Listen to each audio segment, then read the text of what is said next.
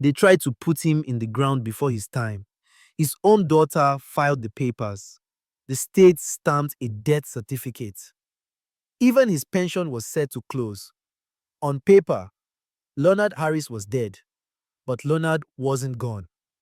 At 74, he was still standing, alive, steady, and carrying proof in a folder he kept close. And when he walked into the office where his death was being processed, the words he spoke stopped the room cold. In that moment, nobody could deny the truth. Before I show you exactly what he said, let me know where you're watching from and make sure you're subscribed. Because this story starts with silence on a winter morning. But it doesn't end that way. The wind outside his window had teeth that morning. It scraped along the side of the house like it had a grudge. Leonard Harris, 74, didn't flinch. He pulled on his thick wool coat, black, double-breasted, older than most of his neighbors, and slid his feet into cracked leather boots waiting by the door. Snow crunched underfoot as he stepped down his porch steps and made his way to the small black mailbox at the curb. The box creaked open. 3 letters sat inside. No flyers, no junk. Just 3 very serious-looking envelopes. One of them thick. Another flat with red ink on the corner. The third, a plain white one with a gold border. That one caught his eye. He tucked the mail under his arm and walked back to the house. Slow steps. Methodical. No need to rush through a Michigan morning in January, especially when you'd already buried 2 brothers, a wife, and more friends than you cared to count. Leonard locked the door behind him. The heat inside greeted him like a handshake, warm but brief. He shuffled into the kitchen, put on a pot of coffee, and sat down at the old oak table, still scarred from years of family dinners and tax seasons. The first line read, "Date of death, January 4th. Leonard stared at it, alive and breathing, holding his own obituary. He opened the gold-bordered one first, a sympathy card. "Our thoughts are with you during this difficult time." Handwritten at the bottom was a name he recognized. Pauline, from Local 89, the union chapter he'd served as steward for 22 years before retirement. His eyes narrowed. He hadn't heard from Pauline in months. Why was she sending him this? He opened the second letter, a notice from the State Pension Board. Final disbursement pending. His name, his social security number, his date of birth, and his date of death, January 4th. Leonard didn't blink. He just exhaled. The third envelope was from a private insurance company, the kind that specialized in mid-range life insurance policies. Inside was a form letter and a claim ID number.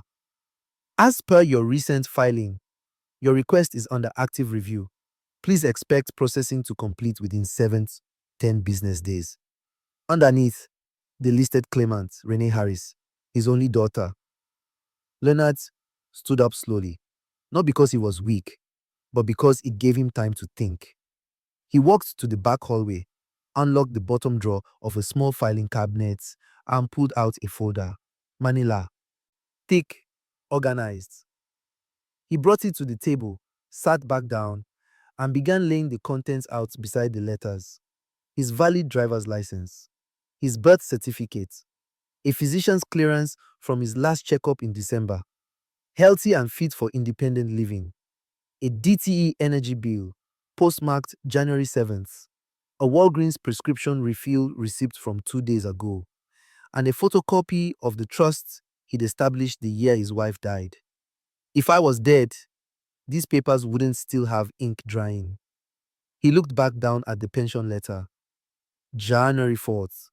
That was the day after he'd spoken with his neighbor to help salt her walkway. The day before his usual Tuesday morning coffee at the diner. She really filed a death certificate. In my name. Leonard didn't shake his head. Didn't mutter curses. That wasn't his way. He picked up his flip phone.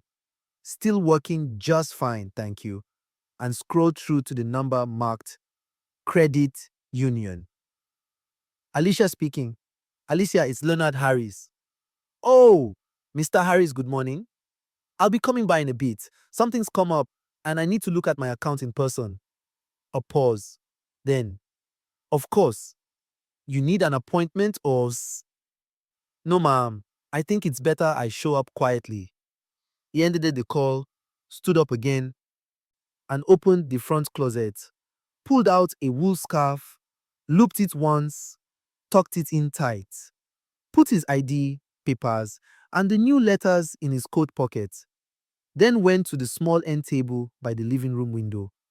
A photo sat there, his wife Gloria, smiling, young, forever in her Sunday best.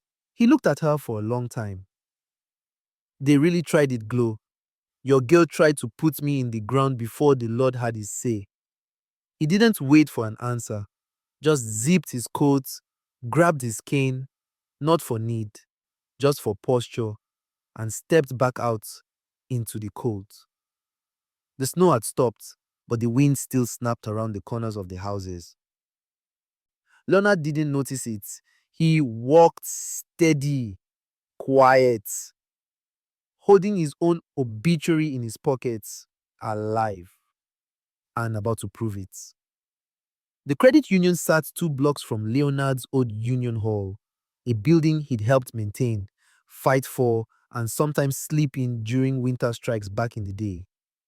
As he walked in, the warmth hit him like a polite apology for the cold outside.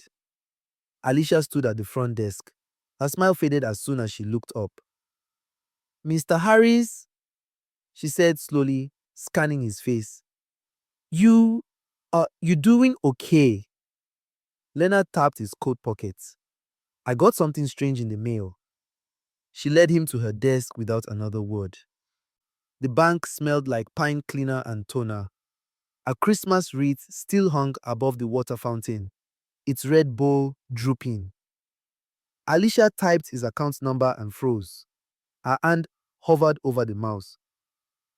Mr. Harris, I'm just gonna go grab Mr. Duncan. The branch manager, Duncan, mid-40s, tie too tight, arrived in under a minute. He took one look at the screen, then at Leonard. Sir, Duncan began carefully, according to our records, you were declared deceased last week. Leonard raised one eyebrow. Do I look deceased to you, Mr. Duncan? Duncan sighed, pushed his glasses up, and gestured to a nearby office. Let's step inside. Once seated, Leonard handed over his folder. ID, medical statements, utility bills, pharmacy receipts. I'm not just alive, Leonard said. I'm active. Duncan flipped through the documents, nodded, then opened the drawer and pulled out a printout. This is what was sent to us. It came through email from an address associated with Renee Harris. There's a signed affidavit of death, a scanned certificate issued in Wayne County, and a notarized letter requesting the release of all funds to the named beneficiary. Leonard stared at the signature. It was a shaky version of his own. Not a good forgery, just careless. And who's the beneficiary? Here, Renee. Leonard chuckled once. No joy in it. She couldn't wait her turn, huh? Duncan cleared his throat. We froze the accounts. Per compliance policy. Standard procedure. No money's moved.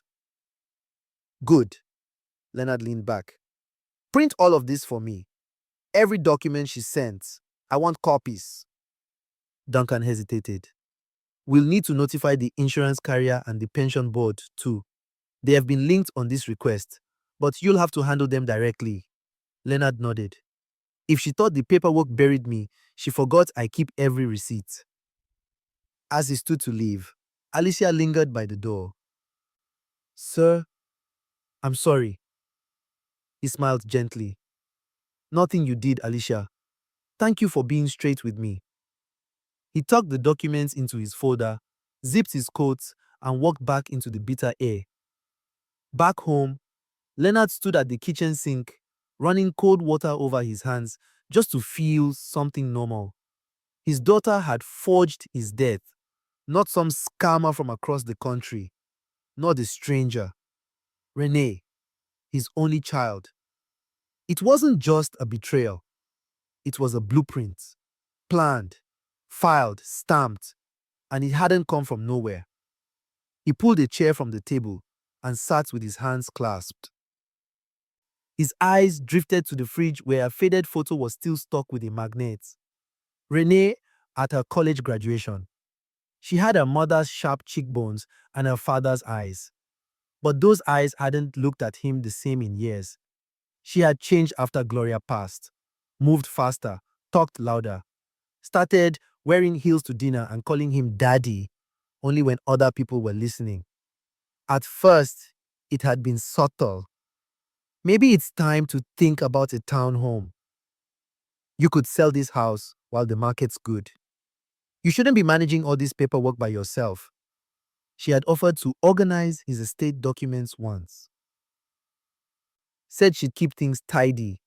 Leonard had politely refused, and when he did, she withdrew. Each time a little more. Over the past 6 months, the calls stopped. The visits dried up. Thanksgiving was tense. She hadn't even stayed for dessert, but she had asked about the pension then, not directly, just hinted. Do they automatically release it? Or does someone need to apply? Leonard remembered the moment clearly now. She'd asked it like it was trivia, and he'd answered carefully. No, someone has to prove I'm gone. Apparently, she took that as a challenge. He picked up his flip phone and scrolled past her number. He wasn't calling her. Not yet. Maybe not ever. Instead, he tapped on insurance and pressed call. Good afternoon. This is Legacy Mutual. How may I assist you today? Yes, this is Leonard Harris. I received a claim packet this morning regarding my own death. The silence on the other end was sharp. I'm sorry, sir. I'm very much alive, Leonard said calmly, and I'd like to schedule a visit before someone cashes me out. The rep scrambled, confirmed details and booked him for 9:30 a.m. the next morning. Leonard ended the call. He stood, pulled out a yellow legal pad, and began writing a list of documents to bring. At the top, he wrote, Proof of life. Underneath, one more note. Tomorrow, they'll see it with their own eyes. The following morning came grey and windless, the kind of morning where the sky felt too low, like a ceiling pressing down on the city. Leonard didn't rush. He'd been up since before the sun, sipping black coffee, reviewing his file 3 times over. Everything he needed was tucked inside the same manila folder. His ID, birth certificate, doctor's letter, utility bills, pension statements, and now, freshly printed, the forged documents Renee had submitted. He didn't write the boss. He called the local rideshare service. His name still carried weight in that neighborhood, and a retired mechanic named Paul gave him a quiet lift downtown. Long as you need, Mr. Harris, Paul said as he dropped him off outside the pension and insurance building. I'll be out front. No meter running. Leonard nodded his thanks and stepped inside. The office was bright, cold, and efficient. Fluorescent lighting, plastic plants, a wall-mounted digital kiosk displayed ticket numbers. The receptionist looked up from her screen as he approached. Good morning, sir. Do you have an appointment? Leonard pulled out his ID and laid it gently on the counter. No, ma'am, but I believe you'll want to speak with me before processing any claims involving this name. She frowned slightly, leaned over the ID and typed quickly. Her eyes flicked back to him, then to the screen. One moment, Mr. Harris. She stepped away and returned with the file folder. You were declared deceased on January 4th. Leonard simply nodded. I'd like to reverse that. Before she could respond, she glanced at her screen again and paused. Actually, it's your daughter's here to finalize your claim. Says your daughter, Renee Harris, is scheduled to arrive shortly. She made the claim and is here to finalize paperwork today. Leonard's jaw didn't tighten. He didn't exhale sharply. He just lowered himself into the nearest chair and said, "Let her sit in that office thinking I'm gone. I'll walk in when the ink's still wet." The receptionist blinked. "Would you like me to?" "No, thank you," he interrupted. "Let it play out." He sat with the folder resting on his lap. The waiting area wasn't busy. Two older women whispering near the vending machine, a man tapping on a cracked phone screen, and a mother with a toddler humming in her arms. Time passed slowly. A full 20 minutes later, the glass door slid open and in walked Renee. She looked like she was attending a reading of a will. Black slacks, black blouse, subtle jewelry. Her hair was pinned up in a way that seemed studied, neat, respectful, but just casual enough. She walked like she'd practiced it. Leonard didn't move. Renee approached the receptionist and gave her name. "Renee Harris. I'm here to finalize a claim for my late father, Leonard Harris." The receptionist nodded and stood to walk her to a nearby meeting room. As she passed, Renee didn't glance at the waiting area, didn't glance at Leonard, didn't even think to. That told him everything. Inside the glass-walled claims office, Renee sat across from a man in a navy suit. Wallace, claims officer, mid-50s, polite and procedural. He smiled gently. "We've received your documents, Ms. Harris. Just a few remaining steps and we can begin the disbursement process." Renee nodded. "I have the routing information here. I also brought a certified copy of the certificate in case you needed it again." "Very good. We'll just run a final verification," Wallace said, picking up the phone. He dialed the number listed on the file. Leonard's number. From the lobby, Leonard's flip phone buzzed once, sharp and clear. He flipped it open. "Yes, this is Leonard Harris." Silence fell over the glass office. Renee's spine straightened. Wallace glanced up, eyes widening just slightly. Leonard stood, buttoned his coat with one hand, folder tucked beneath the other, walked slowly, calmly toward the office. Renee turned in her chair, her face drained of color. "Daddy? But you're—" Leonard stepped just inside the doorway. Didn't sit, didn't lean. "Before you finish that paperwork," he said, voice low but firm, "let the record show I'm still alive. And this is still my account." Wallace blinked, looked between them. "Mr. Harris, you're here?" Leonard held out his folder. "I have documentation proving identity, activity, and legal standing. May I speak with someone in compliance?" Wallace stood. "Yes, yes, absolutely." He turned to Renee. "I'm going to need you to step out for a few moments, Miss Harris." Renee opened her mouth, but no words came. Leonard didn't look at her again. He stepped into the room, laid his folder on the table, and took the seat across from Wallace. No raised voices, no chaos, just truth and receipts. Leonard sat alone in the small, windowless interview room. The walls were beige. The chair was stiff. He didn't mind. It reminded him of every HR meeting, grievance filing, and union arbitration hearing he'd ever sat through. Cold walls didn't shake him. Paperwork didn't scare him. Dishonesty, that was something else. A young man in a tight blue dress shirt entered the room, introduced himself as Mr. Heller from compliance, offered a lukewarm smile. "Mr. Harris, thank you for waiting. Would you mind walking me through how you discovered this issue?" Leonard slid the folder across the table. "Mail came Monday. Pension closing. Condolence card from my union. Then I called the bank. They told me I was dead." Heller flipped through the documents. His eyes slowed at the health clearance letter. "Your last physical was December. Dr. Rafik. Still got all my teeth too." Heller nodded. "You understand this is a serious accusation. If someone filed a false certificate—" "They did," Leonard interrupted. Calm, factual. "Renee Harris, my daughter."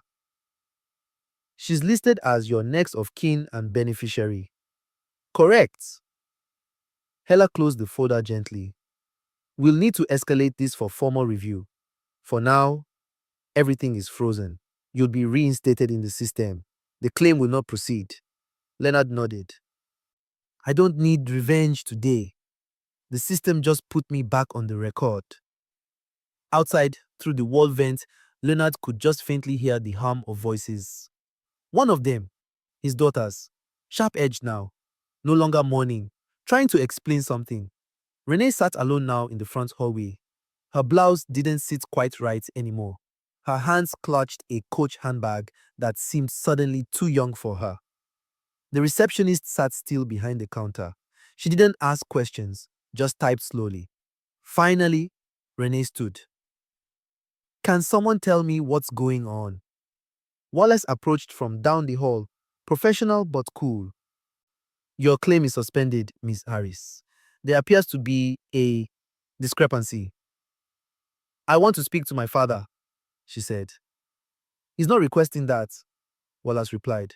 Renee's jaw tensed. I didn't mean. Wallace raised a hand.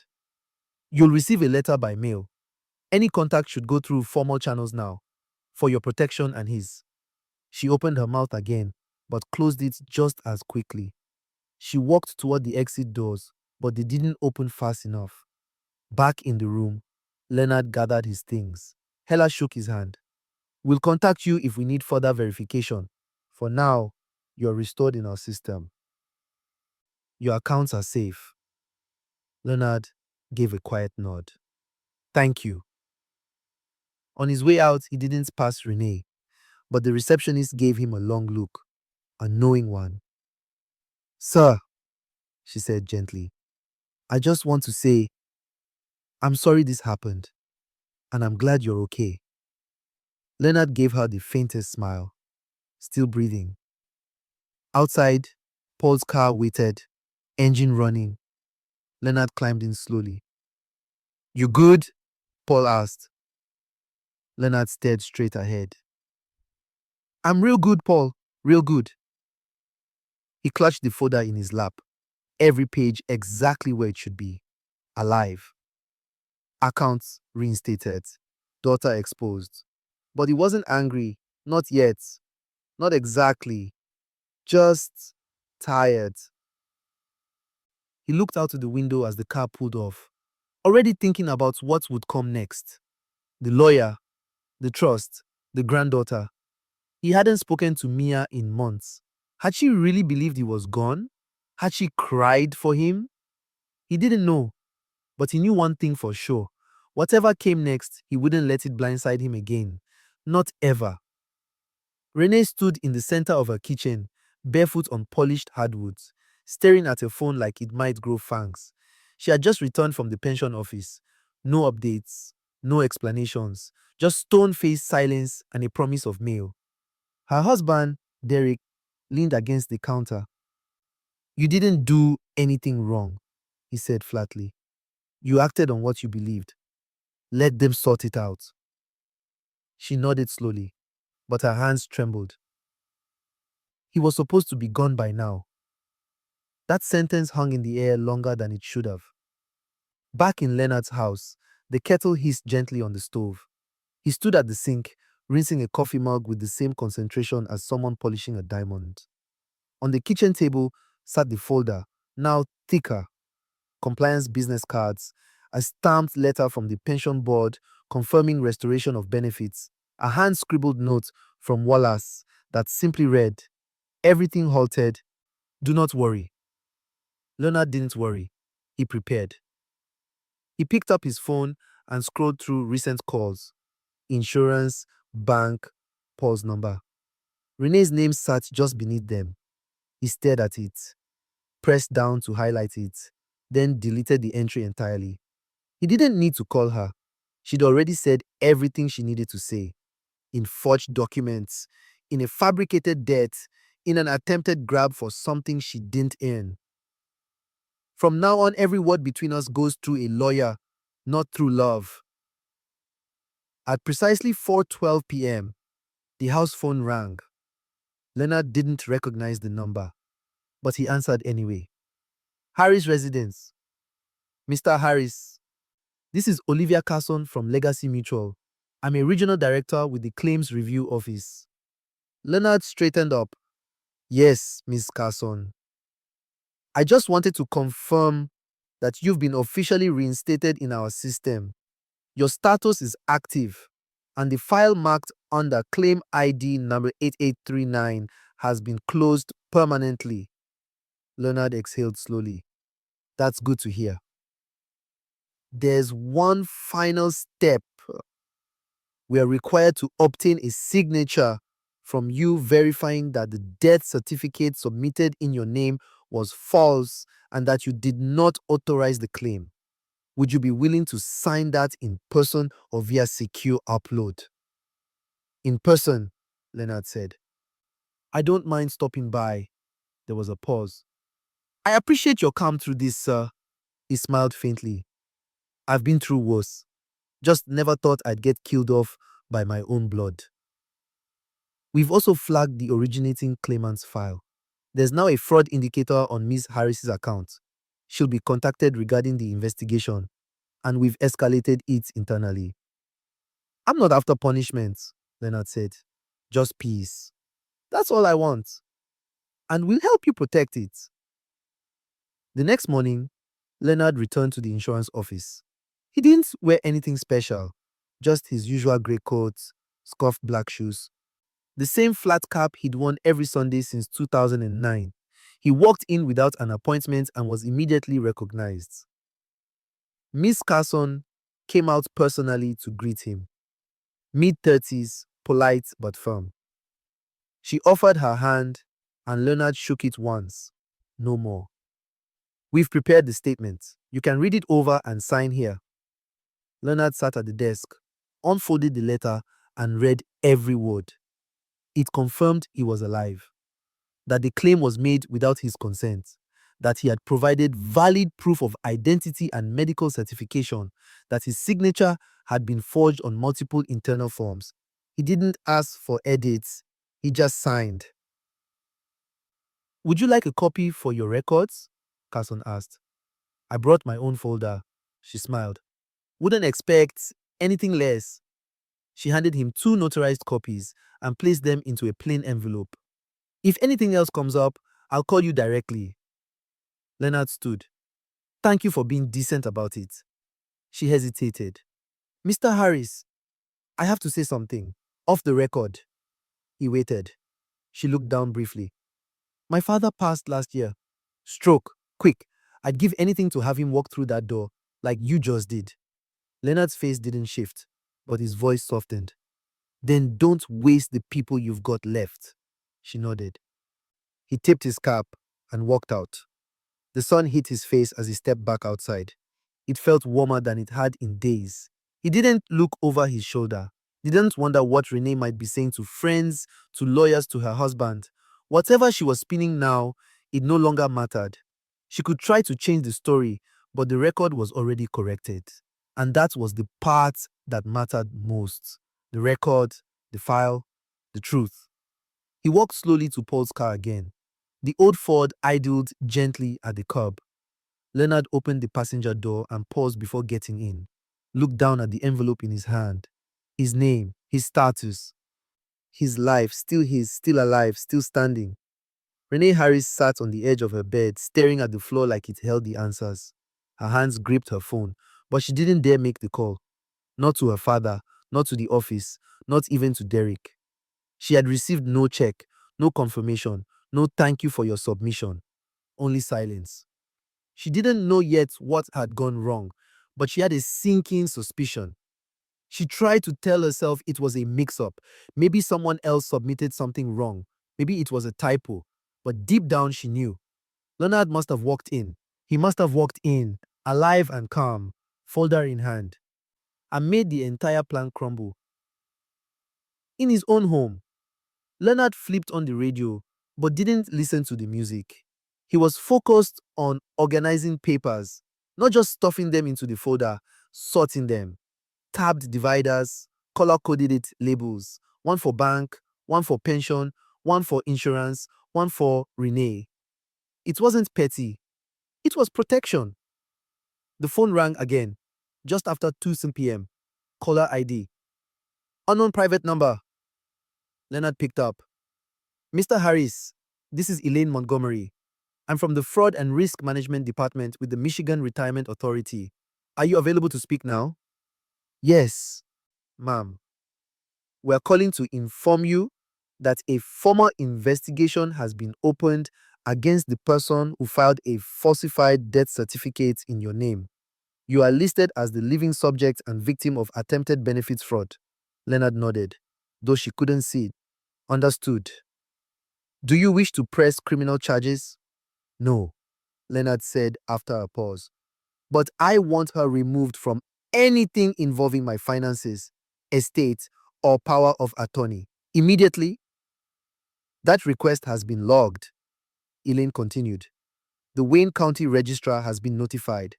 The falsified death certificate is being pulled from the record. Your Social Security and Medicare status will be fully restored by the end of day. Leonard glanced at his calendar. Good to know I made it through the week. I'm sorry this happened to you, sir. I'm not, Leonard said. Not anymore. I'm just glad it happened before I really was gone. Later that day, he visited his lawyer, Miss Felicia Morrison, a meticulous woman who had drawn up his living trust years ago. Her office was neat and smelled of lemon oil and old books. Felicia raised her eyebrows when he handed her the manila folder. Don't tell me, she said, flipping through. Renee finally crossed the line? She declared me dead. Felicia didn't laugh. She didn't even blink. Where? She said. I've seen worse, but not by much. Leonard explained everything: the forged documents, the death certificates, the claim forms. Felicia made notes in careful loops, nodding but not interrupting. When he finished, she opened his living trust on her monitor. Renee's listed as your executor and medical POA. Not anymore. Felicia clicked and tapped. Would you prefer it go to Mia? Not yet. She's still young, but we'll name her as a secondary. Primary? Leonard paused. You. Felicia looked up. I'm honored. Are you sure? You're the only one who didn't ask for anything when Gloria passed. That settled it. Within an hour, Renee was removed from every legal document with her name on it. Medical decisions, financial oversight, trust authority, gone. The changes were signed, stamped, notarized, and handed to Leonard in a fresh white folder. On the way out, Felicia said, This folder here, don't let anyone touch it but me. Leonard nodded. Every folder I make is a wall she can't climb. What's it say? Receipts. By sunset, Leonard was back home. The heater clicked softly. A new yellow folder sat on the kitchen table next to the original one. Labeled in bold, fraud. January 2025. He didn't feel triumphant. He felt still. And that stillness for once felt safe. His house was quiet. No knocks, no phone buzzes, no pretending anymore. He made himself a simple dinner. One piece of salmon, rice, sautéed spinach. He cleaned the dishes slowly, dried each one, and put them away.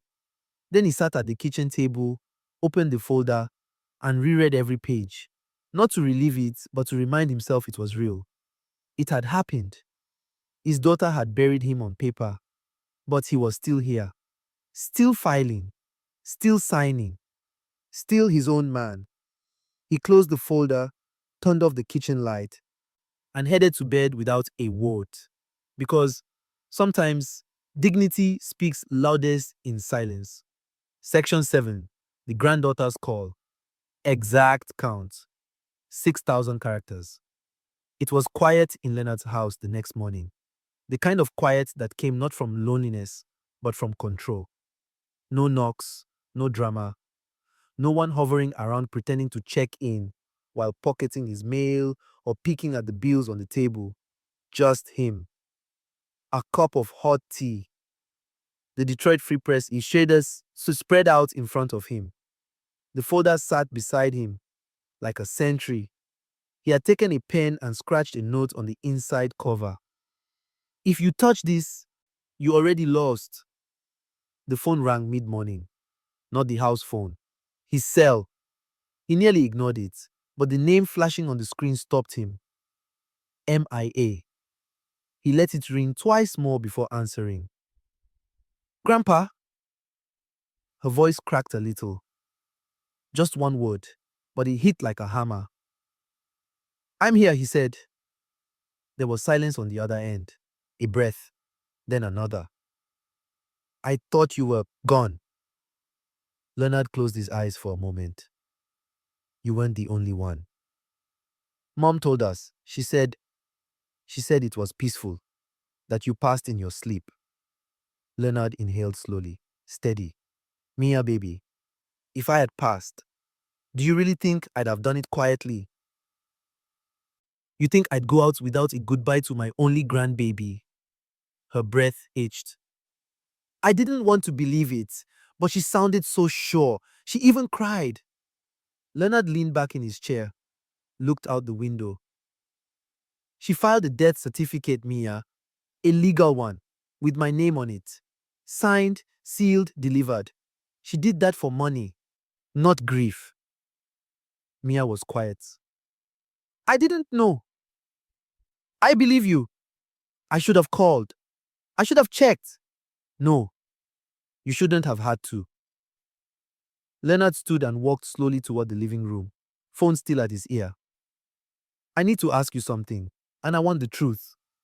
Okay. Has your mama talked about my house?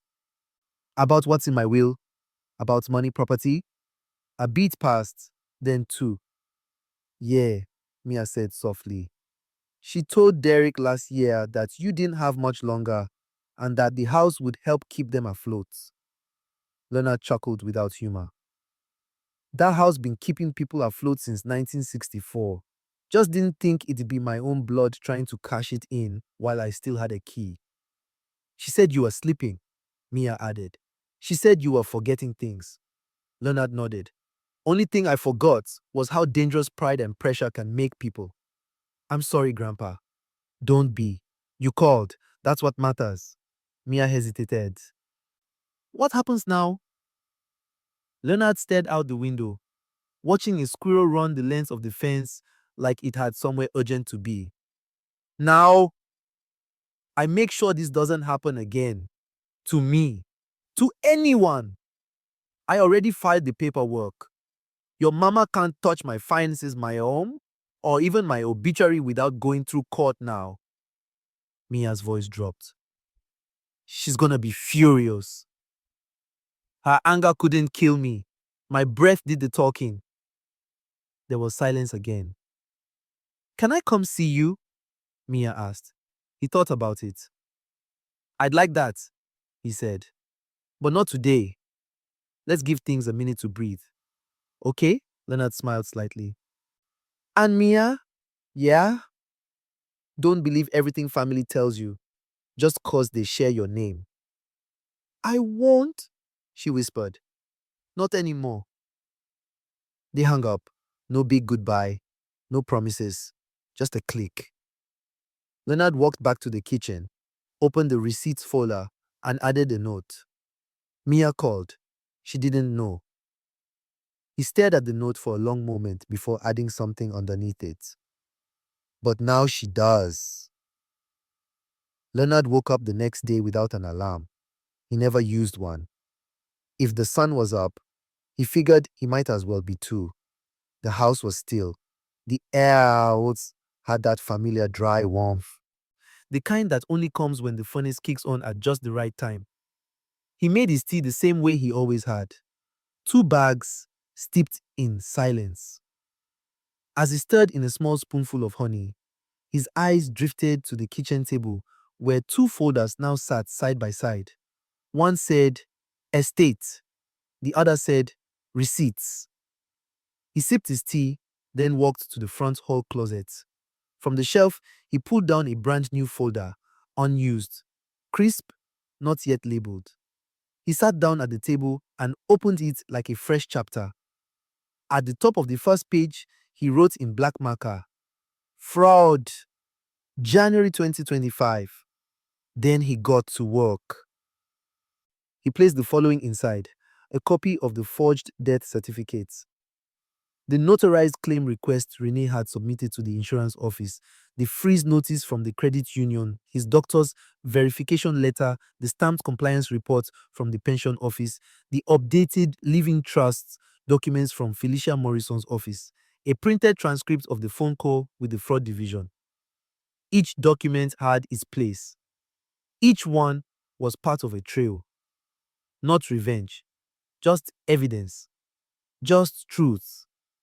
He didn't label her a criminal in his mind, not even a villain. But he also didn't excuse it.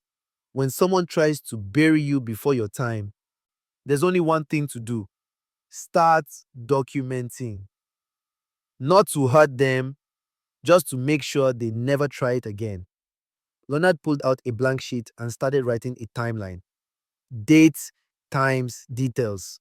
Not dramatic, just facts. He stopped only once, when the house phone rang. He picked it up on the third ring. "Mr. Harris, this is Stephen Geller from the Office of Elder Affairs."